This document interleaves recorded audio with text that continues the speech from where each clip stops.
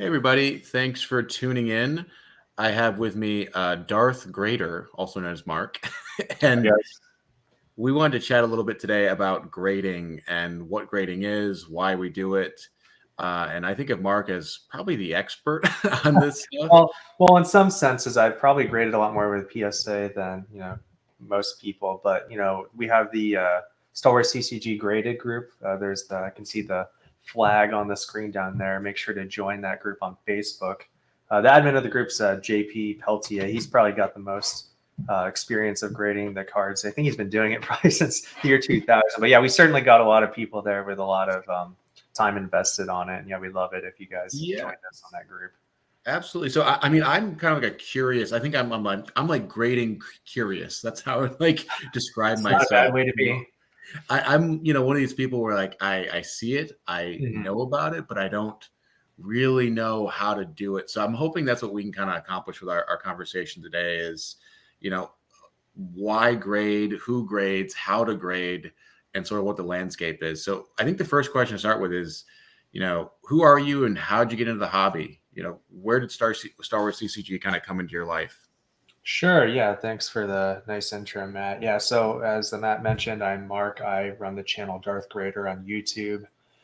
As far as grading goes, I'm probably relatively new to the scene relative to many other folks out there, particularly in, say, sports hobbies. That's kind of probably the major uh, hobby as far as grading cards goes. I mean, after all, the name of PSA, which is probably the most prominent grading company at the moment, is Professional Sports Authenticator. I believe that's what their name stands Yeah, I for. never actually knew what PSA stood for either. So it's good to know that's what it stands Right. for. Yeah, that's primarily sports that kind of drives this card hobby in general. But yeah, as for myself, right, I kind of got into, I would say, grading in what was it, about 2019, right? Because I had some cards. It was actually Pokemon cards, right? Because I had some Pokemon cards when I was young. In particular, I had a first edition Charizard, and I looked at the prices of that on eBay, and I was like, oh my gosh, like I have one of these. This is kind of ridiculous how much this is worth. But it seemed like most of the ones that were listed were graded. So I picked out a few of my old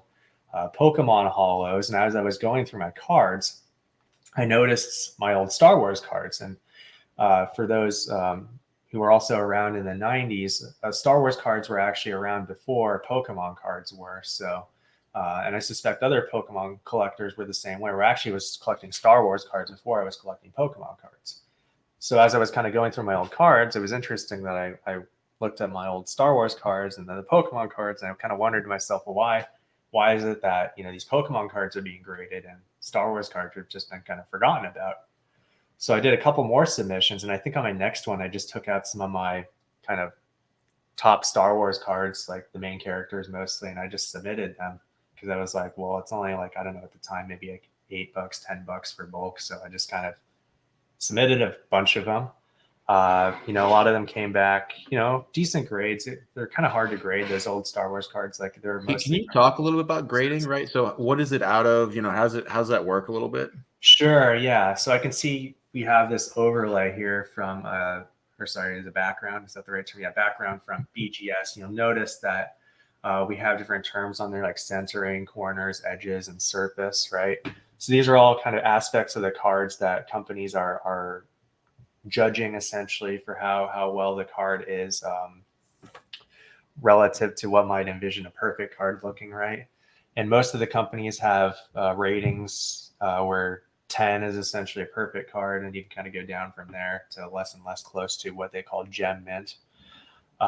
Different companies have slightly different parameters as far as how they judge the cards. Like PSA, which is probably the most prolific grader at the moment, they have a 10 grade, which is their perfect grade, essentially their gem mint. And then they have the next grade down as 9, and they don't really have a 9.5 grade as far as I know. So it's either a 10 or a 9. Whereas in the background here, you can see BGS, and for the most part, their maximum grade is a 9.5. There are grades that are cards that can get 10s, but those are very difficult to get, especially on old cards like those in Star Wars CCG. Although theoretically it's possible, but the standards in terms of like what the numbers mean vary slightly from company to company.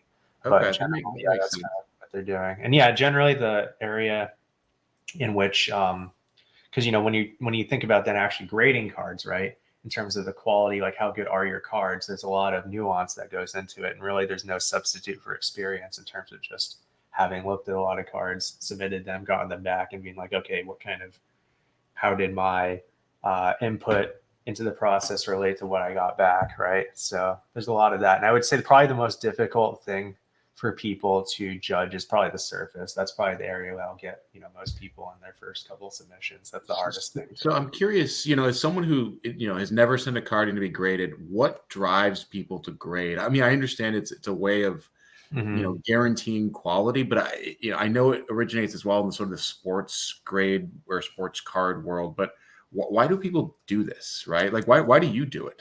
Sure. Yeah. I mean, there's a few different layers to that. I mean, it's a great question. Yeah, there's several different layers to it. One is just preservation and presentation. I mean, when you have a card, so this is a Luke Skywalker Jedi Knight foil in mint non condition, you get a few things out of this. One, you have a company that's looked at it to put their stamp of approval essentially on it, that's saying that this is, a legitimate card. And it has received a mint 9 grade from said company. So you've gotten the assurances that a reputable company has verified that this is an authentic card and given it a certain letter grade, right? Because I'm sure as you probably purchase many things on eBay, people will make claims as to the condition of their cards, and you may receive it and it may or may not be, what you would think the condition is as the seller described it as. Whereas, having a more standardized description of the condition can help with that in terms of saying, well, I have this card that's been graded a mint 9 from PSA. So you kind of have in your mind a general sense of what that means. Of course, cards can still vary somewhat in quality as to what actually a mint 9, you can have a strong mint 9 or a weaker mint 9, but at least you have some sense of, okay, it got a mint 9 from this reputable company, so it's probably within this range of quality. And then, yeah, there's other kind of related reasons to grade. I mean, in terms of the general hobby of card collecting at the moment, people really like graded cards. So if a card's been graded, it kind of is a lot more visible to the greater collecting community, whereas cards that haven't been graded are more invisible. So I really like these cards. I think they have a lot of intrinsic value just in terms of their history, the IP, what they kind of represented, how many people kind of used to collect these or would appreciate the lore and the appearance. So to me, getting them graded seems like a natural progression of things to do for cards that are 20 plus years old, just to preserve them and let people let them be visible to people to know, like, hey, these things existed back from when you used to collect them. Yeah, and I sort of understand just from even reading the news that grading is kind of having a moment, or maybe it had a moment a year ago, but if you tried submitting a card to PSA, one of the large graders at this point, I think there's like a 6-month, 8-month backlog, as well as there's some price increases that have happened. I guess could you kind of talk about this cultural moment that grading is almost happening and what's driving it?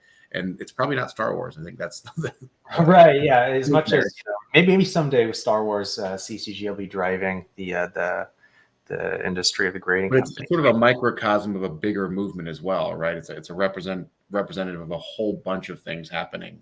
Right. So yeah, the graded cards are definitely something that collectors very much value with their wallet. So a lot of people, many people of all sorts. I guess you could call some of them collectors, some of them in speculators or flippers or whatever word you want to call Orders, even. Orders. Many people got on this bandwagon, and it just got more and more and more. And people were just submitting cards because they saw that, okay, you take a raw card and then you get it graded, and it was almost like a guaranteed profit if you were to flip it, so to say. Probably not in Star Wars CCG, actually, because at the time I submitted most of these cards, which was probably in the Q3, Q4 of 2020. There really weren't many Star Wars CCG graded cards out there, and the ones that did sell, I don't think really sold at a premium relative to their raw counterparts. So this really wasn't the case in Star Wars CCG at the time. Maybe it will be in the future. We're still trying to figure out kind of how that feels. I think at the moment in the market, and right now is what, Q1 of 2022. Mm-hmm. Yeah, sorry. One sec. I think we have a technical difficulty. While Mark preps himself here, I'm going to show off my very modest uh, graded collection. So I bought this 9 graded Han Solo just on a whim. It was like $20, and I thought it was just a fun thing to do. But I think as well, there's more than just grading. These companies do. This is a Darth Vader that I had the signature authenticated. So they'll also say, hey, this is the real signature. So this is just an example of what else. This is from Beckett. So that's what that B signifies. All right. And we have Mark back. I'll stop with the filler comments. Mostly just filling in because I don't know how to edit the video to bring them two together. So good. That's a good transition. Yeah, there was just some switch controllers running out of batteries. So of course that's no good when you're a kiddo playing your Nintendo Switch. So we were talking about, yes, people grading a lot and then leading to PSA actually having to close their queues because there were so many people grading cards. I think a lot of it was due to the financial incentives because people realized how much people like the graded cards. And there's, I think, as we kind of talked about, a lot of reasons for that, just kind of the visual appeal, having the grade, and then the stamp of approval from. And this is all sort of within the broader setting of COVID. COVID forced everyone at home. Collecting has absolutely exploded during COVID. I've talked about this before, and I think you've talked about it as well, Mark. But what COVID did to folks, not only cleaning out their garages, but deciding that the things. I mean, this happened to me, right? Like I thought I was going to get rid of my cards, and then I started doing research, and now I have way more than I used to have. And I think that happened across the country, with all sorts of collectibles. Right. And I think one of the appeals is as it was exploding, and then there were kind of related developments and cryptocurrencies and NFTs and those sorts of things, people were able to find, I would say, I want to use the word informational asymmetries. That's not quite right, but basically niches that are undervalued. And then you can make financial gains far in excess than if you were to take a more safe approach and, let's say, investing in like a index fund in the stock market where your gains are much more measured and reliable. People kind of found ways that, oh, hey, I instead of doing that, I can do this kind of, I don't know, something where I'm just investing my time and getting more returns that way. So I think a lot of it was driven by that kind of financial sense. But I think also just looking at the grading world and the card world, it's so nascent still, specifically Star Wars. Yeah. But I would also say Lord of the Rings, there's a ton of room to grow. I mean, if you compare it to something like comics, which folks keep in hermetically sealed vaults, right? Like there's just so much room to grow on other collectibles that have been around and prominent for a long time. So I think that this is like a really interesting space within the collecting world.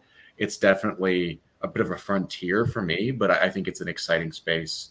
So I think we talked about the companies. PSA, Beckett are sort of the big two. I do want to talk about some of the kind of criticisms that I hear a little bit from players. Sure. I think people that play with these cards say that grading is just making it harder to get the cards. It's driving up prices. Why would anyone want to encase a card in carbonite? What's your kind of response to that? That I think the players are generally frown upon this, grading practice. Sure. Yeah, I can kind of, on one hand, I would understand, right? If you primarily think about the cards as something you play with, right? It's kind of like how some people collect toys and then they don't play with them. They just keep them sealed in the packaging they originally came in. And, they never actually have the functionality of being a toy. They're just something that's been sealed in a kind of in the original packaging and left as a display item.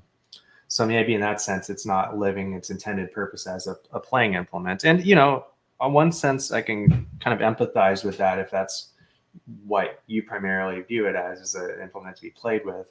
I do think that for some cards, particularly the early sets, there's enough examples of them out there that are in played condition that I think it would take, I don't know what exactly, but the market would have to go up quite a bit before, for example, played versions of, white border Darth Vaders are going to be, worth more than, a pittance.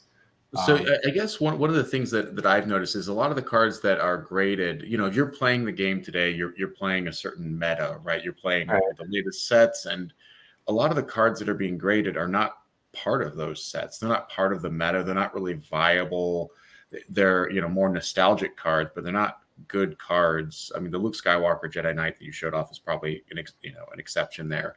But a Right. lot of graded stuff, foils, alternative images, Hmm. kind of iconic characters from Premiere, which would be, extremely underpowered now.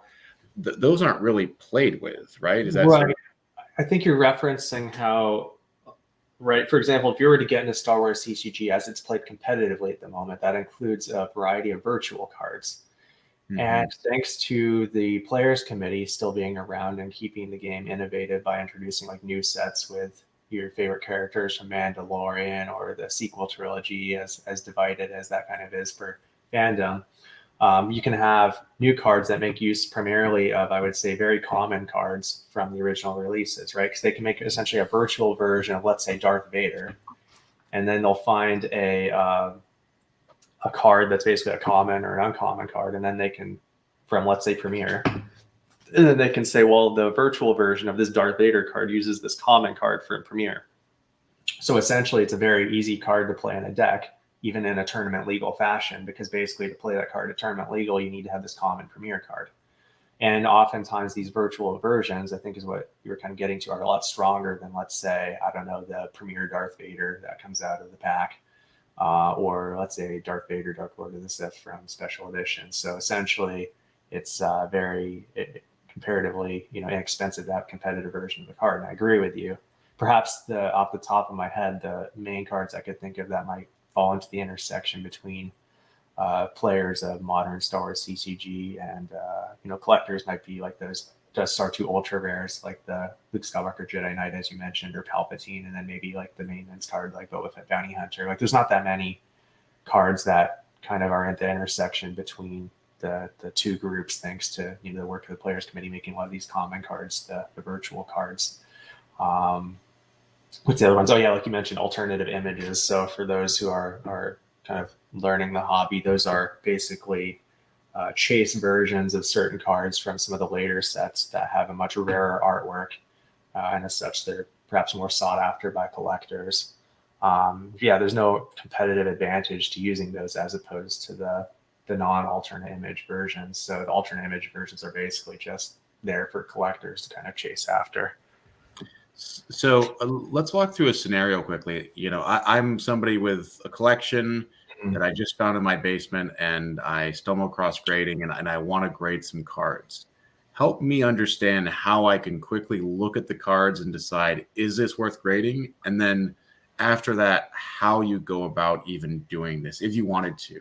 Sure. I think that depends a lot on what your goals are. So there's different kinds of goals that different people have when they're going into grading. So some people, like JP, who's the admin of the Star Wars CCG graded group, he wants to have basically an entire, every set in Star Wars CCG in as high a grade as he possibly can. And to him, I'm sure he doesn't not want to make a profit at the end of the day, but that's not his primary goal. He just wants to have a mint version of everything.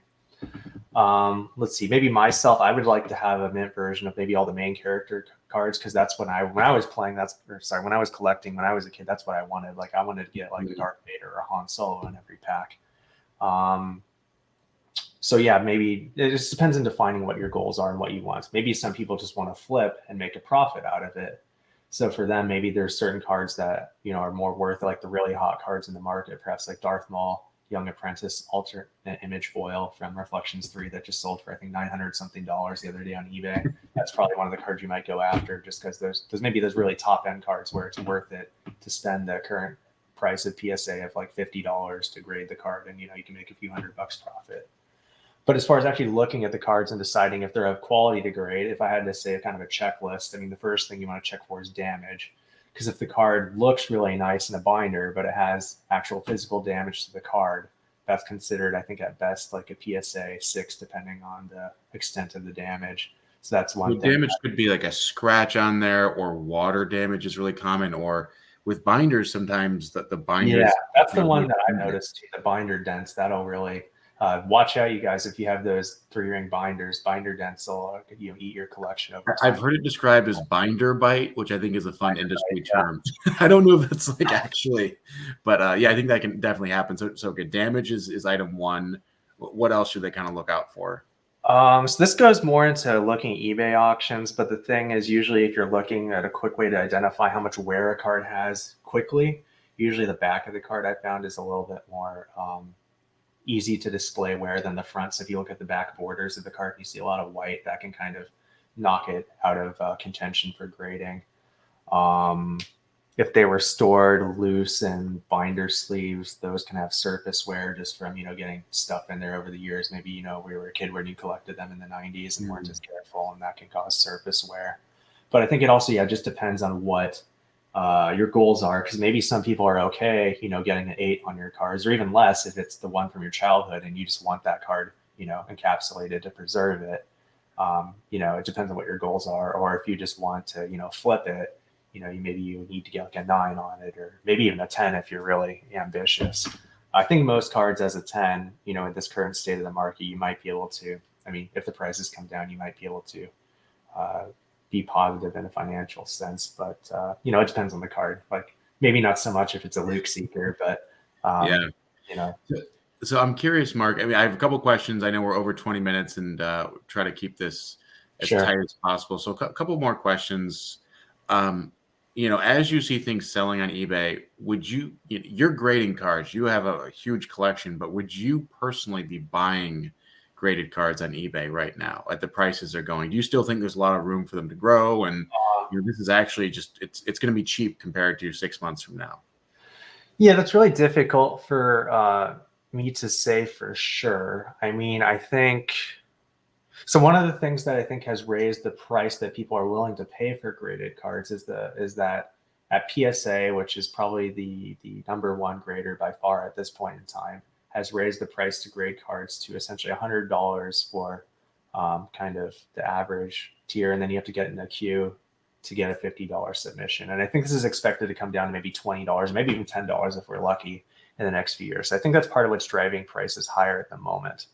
It's a little difficult for me to say if it's a good investment or a bad investment, because I think you're referring to how some of the auctions are selling for, in excess of, usually I think about $100 is not uncommon for, let's say, main character cards at this point in time, and at least like a PSA 8 or above.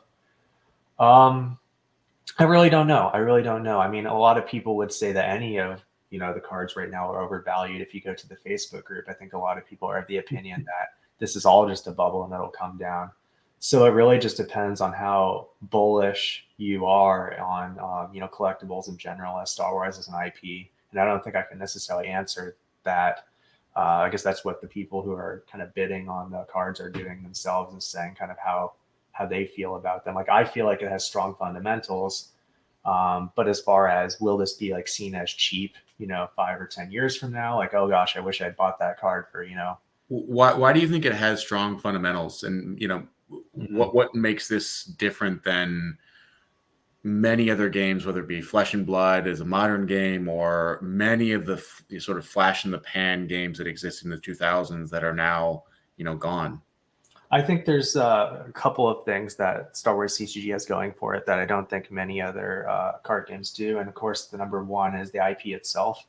So Star Wars is to me, it's almost a bulletproof IP. It's had releases across pretty much every generation that's alive today. So, from your grandparents to your parents to yourselves and then your children, like, everyone has their own piece of what Star Wars means to them. And then beyond that, Star Wars fans are notorious for being avid collectors of things. So then, not only do they exist, but they tend to have a large subset of people who like collecting things. And then also, if you were to for collectors, let's say sports cards, a lot of them also have probably interest in Star Wars as well, even though they don't collect Star Wars things, but they're collectors who are interested in Star Wars as a concept. It could be that they, wouldn't be interested in collecting Star Wars cards if they were, available in the marketplace, but they just don't know about it. But that comes from its strength as an IP. So I think that still comes back to Star Wars as an IP is strong. The second thing is kind of in terms of just the cards themselves. So this was a very large card game in the 90s as far as just being sold across the country, across the world, at many stores. There were a lot of people who collected Star Wars CCG in the 90s, dabbled or were players in the 90s. So it's not like this is some product that no one really ever cared about that, we're hoping that people like. I mean, people really liked this at one point in time and they still do. It's just been, life is busy. It's been a couple of decades. So it's just been kind of, I wouldn't say forgotten about, but there's just other things. Life is busy. It's been Yeah. there all along. So it's just a matter of just letting people remember, hey, this was a thing. This is something that people cared about. It's still a game that's ongoing thanks to the players committee. So there's a lot to enjoy here. So I think because of those two factors, I think there's a lot of strong fundamentals here that could drive the price as a collectible. Because after all, collectibles aren't like productive assets like stocks and bonds and those sorts of things that have a value based upon the earnings of the company and what you kind of expect as far as like dividends or what would be reinvested instead. Like they're kind of worth whatever someone's willing to pay. So if you kind of compare it to like Magic the Gathering, Pokemon, sports cards, and just evaluate it relative to other things, that's kind of, I think it has a lot of potential there as a asset in a monetary sense. Yeah, it's sort of an alternative investment vehicle. The one thing I always note when talking about these is your point of everything is worth what someone's willing to pay, and especially amongst higher ended cards, Right. They're they're very illiquid, right? You might have a card that is worth $2,000 because there's an eBay auction that said that, but that doesn't mean you can get $2,000 to pay for your car payment or something. I don't know what car you're driving where it's $2,000, but So there's certainly a liquid compared to something like stocks or bonds where you just go on your brokerage website and you click a button and you have the cash, in a day or two, right? You have to actually find a buyer, do the transaction, hope that the conditions as advertised, that sort of thing. So yeah, you're right. It's certainly like that. And then certainly the pool of buyers, especially for something you may be referring to like Japanese Hoth, which is kind of a really hot. we could talk about like Japanese cards for like an entire like hour. Right, exactly. But that's kind of a subsection of even within the Star Wars CCG hobby. That's got a kind of small subset of potential buyers and sellers. And I think at the moment you're right that there is kind of a small pool of buyers who, let's say, have a few $1,000s ready to buy something at the moment. But I think what may happen if these let's say the collectability of Star Wars CGG starts appealing to more of a mainstream collecting audience who are interested in Star Wars in general, as opposed to people who are currently just interested in the game, is I think that, that pool of buyers may start kind of increasing over time. So what may have been, kind of a difficult to move item of, $1,000 or $2,000 just because there's not many potential buyers with that kind of capital that they're willing to spend, may end up increasing over time. I mean, I think you referred to like and this is in the Lord of the Rings hobby. If you start getting about a couple $100s, things start getting much smaller as far as your potential pool of buyers. But in the Star Wars, community, there's quite a few, people who'd be willing to shell out a few $100s for the right items. Yeah, and perhaps like it can get to Magic. I'm part of a couple of Magic groups, and the prices that are casually spent on Magic cards Oh, is yeah, absolutely wild. exactly. That's in a whole different stratosphere. And yeah, I mean, I don't think Star Wars CCG will, be there in the near future, but I mean, who knows? Maybe I'll eat those words in a year or so. Yeah, no, and so I do want to definitely note that this game is just like so much smaller than Magic by an unimaginable scale. But I do think that it has really solid fundamentals, and this is why I have a whole channel to talk about this stuff. I like the game. It's fun. It's collecting. I find to be very meditative. I think it can just be a relaxing activity, and I'm happy we got a chance to chat today. And I wanted to ask just one more question, kind of a fun question. Sure. You have this legendary graded collection. Can we see some of it and some favorites? Sure. Yeah. Actually, let's see. I have a couple of other cards here that are ready to go. So I already showed off my Luke Skywalker Jedi Knight Mint 9 here. So that's one of my favorite cards because it's kind of like, I think in Dragon Ball the Dragon Ball Z, there's like a Super Saiyan Goku that people really like as kind of the one of the I final. lost all my Dragon Ball Z cards. I used to have a whole bunch. I'm like sad about that. So this is kind of like Luke, you know, when he's become, after all his mishaps and trials, he's finally become a full-fledged Jedi, and here he is confronting Vader and the Emperor, ready to go. So from a thematic sense, I really like it for that reason. And then in terms of gameplay perspective, you know, he's got that Destiny 6, so I know, you know, that was kind of, I won't say controversial, but when it came out, like, it's kind of interesting. Like, well, It's yeah, the like main very, very like OP kind of. right, because it's just something people weren't used to, right? Because most usually main character cards like mains have very low destiny numbers, kind of offset the fact that, you know, the card itself is very strong. But for whatever reason, they decided to make Luke Skywalker Jedi Knight and Palpatine of Destiny 6. So yeah, it's just kind of a fun thing. I thought this was kind of fun. This is a card I decided to grade just because of the thematic. Um, well, just the picture of a Wampa. And I think, if I recall, I think this is an R2 actually, which means it's the more common version of the rares in Hoth. So in terms of just a card you pull from a pack, I don't think this is anything special, but I just think it's cool from a collecting sense. Because I think it's cool because it also breaks out of the frame, right? You know, which yeah, I don't think many cards do that, and that's just a cool image. It's a fun card. mm-hmm. So that's a great example of, you know, that is more for collectors. You don't need to run Wampas in a deck. There, I'm not a master of deck building, but I don't think there's many Wampa decks. Yeah, I've actually tried to make some, and they're not, I don't think, viable in any way. I had a deck, I think, with a bunch of Wampas and then one arms, which make them, what's the word? When the creatures won't attack each other, so you can basically just stack a bunch of Wampas out there. But yeah, it doesn't work at all, but it's kind of fun to see what the opponent's like, what are you doing? Like, this doesn't make any sense. And it doesn't make any sense. But that's kind of, I think that's one of the appeals actually, because we were talking about, I don't know if we talked about Star Wars CCG as a game itself compared to other games, but I think that's what people have referred to as kind of the madness of Star Wars CCG. It's both a blessing and a curse. It's just, you can kind of do anything you want in the Star Wars universe, even things that really make no sense. So I think creatures sometimes kind of went into that realm of like, this isn't necessarily going to help you win a game, but you could make a deck around it. Yeah. Well, Mark, I guess, do you have any other cards to show off quick? Well, this one's kind of a random one. It's an Endor foil, so Endor Celebration. So it's not a particularly, even among the Endor foils, like a particularly valuable one. But I just like the way the Endor foils look, because you can kind of see. It's hard to tell on the camera, but it's really rainbowy looking. And yeah, I love the Endor foils just because they're like so bright. It's like blinding. But I also really enjoy that scene where like they're on Endor and they're like setting off fireworks. I'm just like, I didn't know they had fireworks in the Star Wars universe. It's just like a very like conventional thing that they had in this like different universe. Some things are just very universal. Fireworks are one of them. Yeah, fireworks as a celebratory, you know, ritual. Right.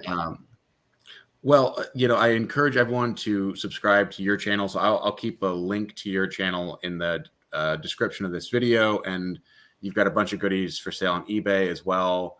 If you're ever looking to buy graded cards, you know, obviously they're on eBay, and I'd check out the Darth Grader eBay channel there. Yeah, definitely. Yeah, check out the eBay auctions, check out my channel, and yeah, of course, check out Matt's channel. It's got a lovely intersection of Star Wars CCG, and I think your other love is Lord of the Rings CCG, Yeah. also by Decipher. Yeah, I guess I'm accidentally a Decipher fanboy. It's not like intentional, and it is kind of fun because I'm based out of the DC metro area, and they were based about an hour south, so there is a lot of these funny Decipher relics kind of in the area of just like, you know, interesting collections, weird things, and former employees as well. So it's kind of a fun area to be in as far as being a Decipher fanboy. Well, Mark, thank you so much for the time and the conversation, and we're looking forward. We'll check in again. Maybe we'll get to Lord of the Rings graded, although I feel like that might be controversial if folks heard that. If anyone's I look forward to seeing that. I could totally envision a mint Sauron joining my collection. So I look forward to the day when that can happen. Cool. Well, thanks for chatting, Mark, and I'll see you around. All right. Thanks to you as well, Matt. Thanks for having me on. Take care. How do I stop recording? It should be top right.